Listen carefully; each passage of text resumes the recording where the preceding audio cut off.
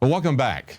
Now, it's not just South by Southwest, but it's also CPAC that happened in the last few days. And of course, Rand Paul won there. And the New American has an article about his win and about his perception of what it's going to take to win. The day after he won the CPAC straw poll, he said a clear focus of the issue of privacy in the midst of America's growing surveillance state is necessary if the Republican Party is going to grow and win elections again. Paul said it's a message that can grow the party, and the party's got to grow bigger or we're not going to win again. Well, this is not simply about GOP survival. This is about the survival of America as a democracy instead of descending into tyranny. And he understands that. Look at the bottom of this article. He says, it may sound like I'm calling for the election of Republicans, but I'm not.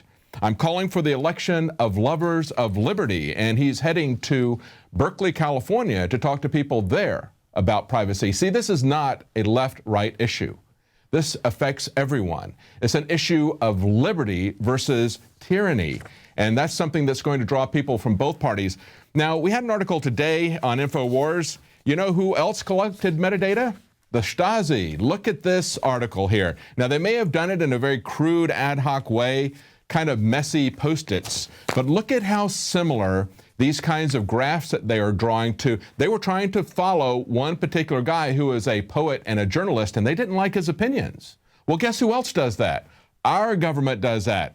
Look at the way they do it, though. They've got nice, shiny, neat slides that they create where they look at, for instance, WikiLeaks as an organization. Looks very similar to that other one, doesn't it? They draw their organization lines out, their metadata, they see what the relationships are, then they focus in on one person. As we see, they focused in on Glenn Greenwald in this next slide here.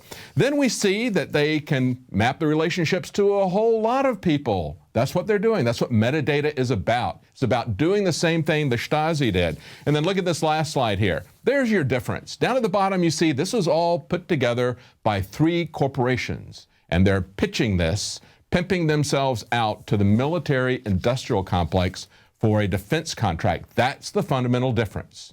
Instead of it just being simply run by the government communists, it's being run by this corporate, fascist, militaristic synthesis of these two, of the government and these big corporations. But it's not just that. Look at what's happening in the UK. We've got doctors there doing exactly what they did in East Germany, what the Stasi got everybody to do there. They're turning Britain's doctors into snitches. As Paul Joseph Watson pointed out, doctors are being forced to become state snitches in order to spot, quote unquote, radical patients. That's exactly what the Stasi did when they made East Germany a nation of informants. He points out doctors in Britain are being forced to become state snitches and spot radical patients under a National Health Service initiative that threatens to cut funding if a GP practice fails to take part in the program. They're being trained to detect patients who are, quote, vulnerable to radicalization and then notify the authorities. Well, who are these radicals? Well, many people say, don't worry about it. It's just Muslims.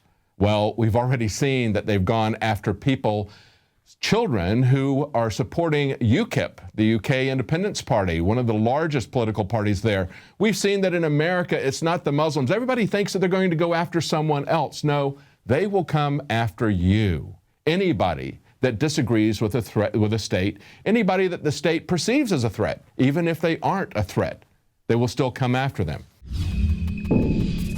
The globalist social engineers are not just targeting us with propaganda. They are manipulating our genetics. We are being targeted at every level by estrogen mimickers that lower our testosterone and other hormones and natural compounds that the body needs. After consulting top doctors, nutritionists, pharmacists, and others, we have developed what I believe is the ultimate non-GMO organic super male vitality formula sourced from powerful organic herbs and then concentrated for maximum potency. Super Male Vitality was developed to activate your body's own natural processes instead of using synthetic chemicals. Super Male Vitality by InfoWars Life is so powerful that I only take half the recommended dose. For a limited time, we are offering 15% off Super Male Vitality at InfoWarsLife.com to introduce you to this powerful supplement. Visit InfoWarsLife.com today to secure your Super Male Vitality. InfoWarsLife.com.